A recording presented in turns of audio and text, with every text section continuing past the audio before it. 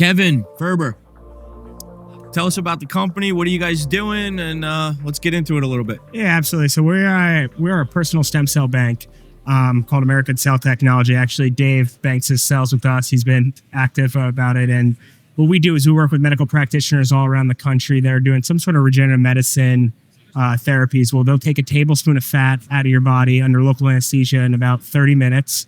Then you're out of the office. They'll send that fat sample has loaded with nice young stem cells. Mm-hmm. They'll overnight ship that fat sample to us in South Florida, where our lab techs in a clean room, FDA registered environment will isolate the stem cells from the fat and then culture expand, which is feeding these stem cells, stem cell food for lack of better terms, to let these cells naturally self-replicate. But we're working with a couple hundred practitioners around the US that are using our services with their patients. And then we could store your youngest stem cells in time, which is today.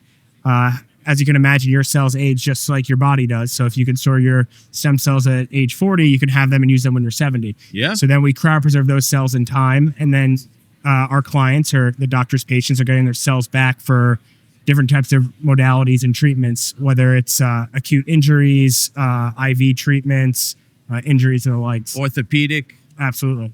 So it's all adipose.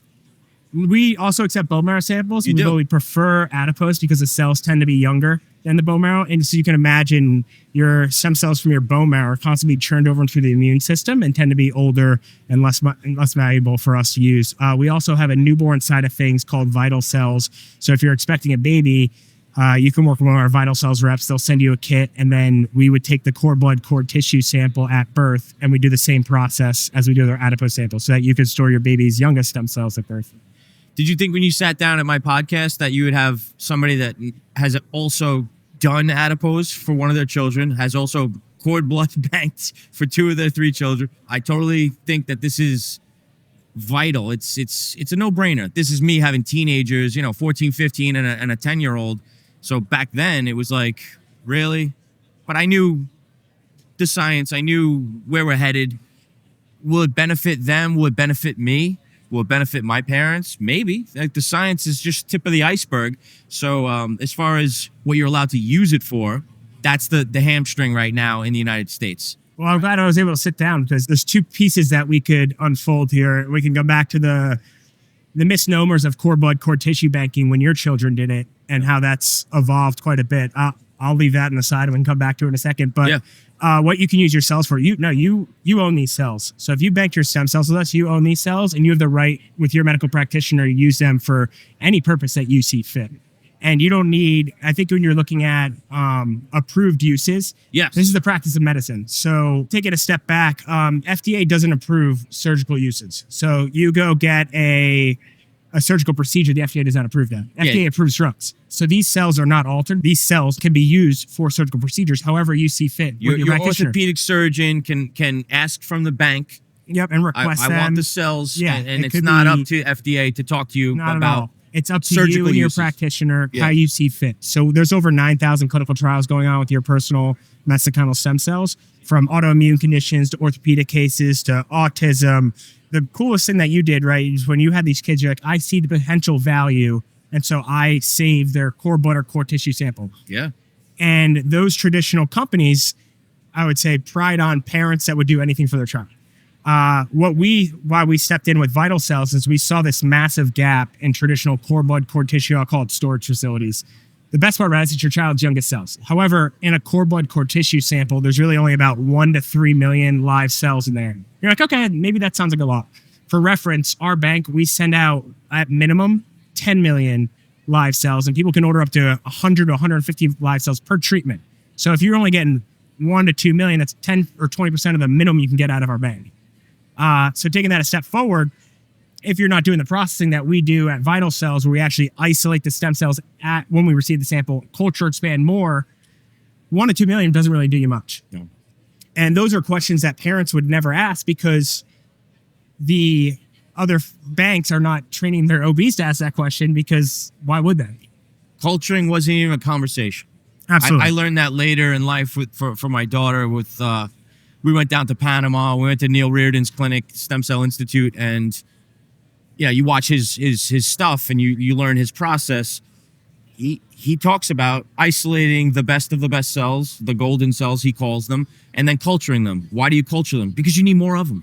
Yeah. The typical donation, umbilical cord or cord blood donation is you're right. It's not enough. So culturing is vital because you do need 40 million cells. You do need 50 million cells. So why not culture them? Yeah, I'm glad you're telling me that we're allowed to do that right now with adipose. That's awesome. Yeah, and the best part is that in the U.S., you have access to these cells. And we work with doctors all over the country. So you store your cells with us. We have different packages where you can have access to these cells in 48, 72 hours. So if you are injured, let's say you're skiing out in Aspen and you get a concussion, you'd want your cells immediately. You have a significant trauma to the brain and inflammation of the brain. You want to get your cells as fast as possible to help that type of information. So with us, you could use our network of doctors, the doctors you see fit, and then have those cells sent out to you to help that treatment potentially and help you recover potentially faster from that injury. That's awesome. So like I get hurt, my wife calls up the company and says, I want them overnighted. You're going to have them delivered overnight to Aspen because I'm sitting in a hospital in Aspen and I'm just going to have my doctor there give me an IV infusion. Yeah. So we love to work with practitioners all over the country. We usually have them order them on your behalf because they're your doctor and they know best. Right. Right. And yeah, but actually that's, we have different options. Traditionally we send FedEx. We also have a medical courier service for these emergencies. So you can get your cells 24/7, 365. So your network of doctors is also available to me. Because Absolutely. perhaps my general practitioner it's above his pay grade, but you're going to tell me, all right, Sal, in Manhattan, we actually have a specialist that you can consult with and administer the cells. Yeah. And we work with all different types of doctors. So if you had lower back pain, we might send you to a specialist in Atlanta. Or if you had someone with an autoimmune condition, we might send you to immunology. Like we have different networks that we can plug into of our doctors that might be best suited for you. That's great. What's the age requirement? Like my kids, we could do adipose samples. Yeah. And 8-year-old, 5-year-old, doesn't matter. We're just looking for a tablespoon of fat under local anesthesia. And so we do have 5-7-year-old patients that are banking. We're actually doing a study right now with children with Duchenne's muscular dystrophy, and those kids are pretty lean. And sometimes we get a little bit of fat and we're able to culture expand a lot more. It just really depends on doctors, if the doctors we work with, if they treat pediatrics or not. How many cc's of fat are we taking? Love handle, I'm assuming? Yeah, love handle 20 cc's, which is about a tablespoon. We've worked with less. And what I always say to the doctors, like, oh, I can't get 20 cc's. I have this really lean athlete. Well, if you're leaner, actually, you have a higher concentration of stem cells in your fat versus fat cells. So we could work with potentially as low as 7, 10 cc's to culture expand. What are we culturing that into? How many cells on average? What are we doing? So let's say you send a tablespoon of fat and that has 20 million cells in it. What we'll do is our lab will grow out an initial batch, or we call a master bank and a working bank. So we might put, let's say, 50 million cells, which for us is 5 vials, in a master bank that we won't touch. Because as technology advances and healthcare advances, we never know how valuable those passage zero cells may be. But then we'll grow out another, let's call, batch of 50 to 100 million cells that we'll then call our working bank that will continue to culture expand. However, what we make sure to do is it's all done by our lab techs. It's manually. We're manually making sure we're not overgrowing those cells and stressing them out. And we go very conservatively to what we call passage 5. So if I take 1 vial of your cells, we regrow it, that gets you to passage 1. And if I regrow those, passage 2. So going to passage 5, we ensure the stability of the cells. We're not altering any cell types, and you get really healthy, viable cells. So 50 to 100 million I can use, and then about 50, you're saying we're keeping this in the bank for 2030 and beyond because we think it's going to be that much more valuable. So you're advising me, the client, to kind of leave those alone, but these are usable in the next decade, let's say. I'm glad you highlighted that because I didn't answer your question directly. But from that cell line of that 50 to 100 million working bank, we can get billions and billions. So you can utilize those today. And we're hopeful that we won't run out of cells for you as technology advances. But we have different cell packages where you can prepay for 500 million cells. And you have access to those in 48, 72 hours as you see fit. But we have certain clients getting their cells back quarterly in a significant amount. And so those aren't one-time ordering packages. You continue to re-up those packages as you see fit with your practitioner. So they're doing like a quarterly infusion for longevity purposes, and they just want you to keep sending. So smart. I want to talk to you about like actual case studies. Do you have any examples of practitioners around the country that have helped children specifically with any brain injuries? Brain injuries, it's tough because I don't tie totally into we actually have one doctor that's tying into, she's not a She's not a child, but she's probably in her late 20s. Okay. And gave birth and had a significant brain trauma, and they've been treating with cells, and she's been getting significantly better. The child had a brain, or the woman who gave birth? The woman who gave birth. She had a brain injury during birth. Yeah, she had a seizure during it. So she's had significant recovery results through that. Just IV infusions? IV infusions directly, yes. But we do have some people that, from an adult perspective, treating traumatic brain injury with cells, with IV infusion. As I mentioned, there's a few autistic patients that our clinics have been treating, and some of the results have been anecdotally. When a guy told me that his son, 18 years old, for the first time, looked him in the eye during a conversation, called him up to ask how his day was going, made a joke to him about doing the dishes because he's been so literal. Yeah. And people don't realize how profound that is. No, and they don't. And for 18 years of life, I've never seen that. Yeah. And after a couple cell infusions, seeing that, it's massive improvement. I'm not saying it's a cure-all, but it's the next step. And this is anecdotal. I hear you. Yeah. There's no panacea. There's no Disney movie moment. I was never going into it with stem cells for my daughter. I never went into it saying that infusion is going to solve the issue. Mm-hmm. Incremental improvement. That's all I care about. Yeah. And what, did your daughter have a certain condition that you're treating? It's a traumatic brain injury that was caused when she was less than 2 years old. And, I think that's primarily what we're dealing with. Yeah. Are you seeing some results after these treatments? Yeah. Incremental. Yeah. Incremental. She's strong. I feel like she's stronger. She's more stable. She's more present.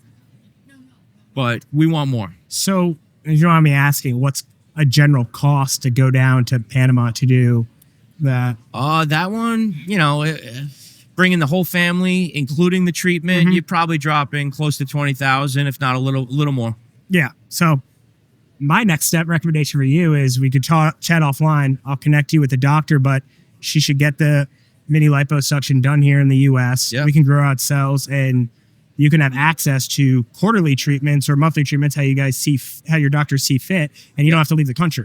And now you could do it nearby. And we've already done it twice, so I'm not scared of the process. No. I'm not.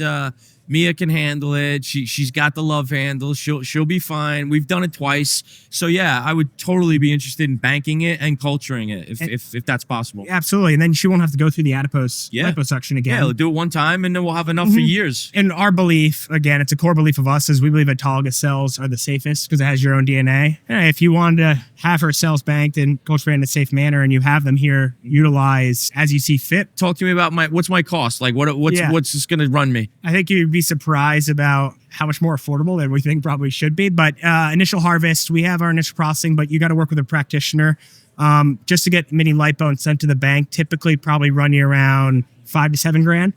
That includes your first year annual storage. Right now, we have annual storage fees of $250 a year, so pretty negligible. We have prepaid plans, and then per vial of cells right now, it's $500 per 10 million. That's our base price, but then we have these prepaid plans that I mentioned a little bit that you can prepay for 10, 25, 50 vials, save up to 25% on those cells, and they don't expire. You can use them over time.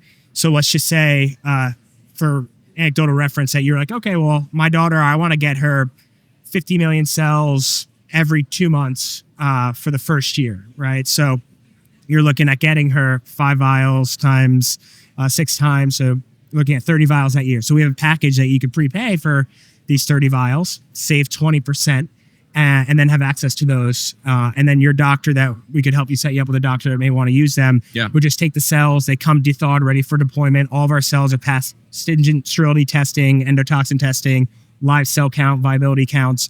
They would draw those cells into an IV bag, syringe, slow drip that into your daughter, and just monitor over about 30, 45 minutes. Beautiful. And you're from New Jersey, you said?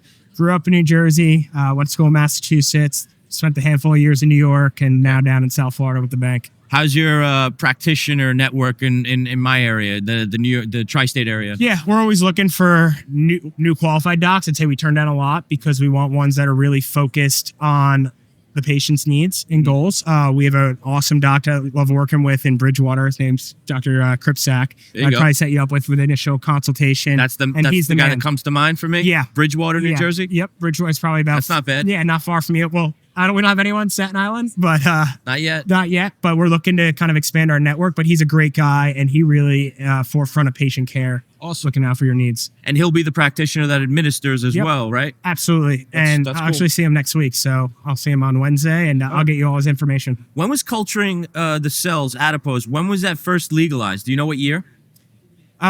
It's been legal in the Constitution for a long bit. I think Really? there's been a couple different scenarios where people were not doing it the right way. For instance, trying to culture expand in their medical facility outside of a clean room, sterile environment under the proper controls. GMP standards? Yeah, so we operate in current good tissue practice. Exactly. And so we operate in a clean room environment. We have all of our paperwork very documented in that, and we're FDA registered and inspected every couple of years. It's never been illegal. Really? It's just been a very much, people don't understand their rights and their laws through the Constitution of how they're able to use their own cells. But I think once you start getting into culture expansion of one cell line and then mass selling that, that's a drug. So if I took your cells, mass produced it, gave it to That's everyone why I down the thought street. there was too much red tape to culture in the United States. And I so didn't know. that is red tape. You got to go through the FDA approval process because you're starting to institute some risks of manufacturing a drug, and that has to be done properly in the right standards. But you're doing it right now. You're expanding the cells. Yeah, in an autologous manner. So your cells for your own body, there's no risk of your body rejecting your own DNA. Good to know. Pleasure speaking with you. Yeah, thanks a lot for This having is me on. cool, I appreciate man. it. Yeah. If you like stories like this, please like, follow, and subscribe on all of our social media platforms.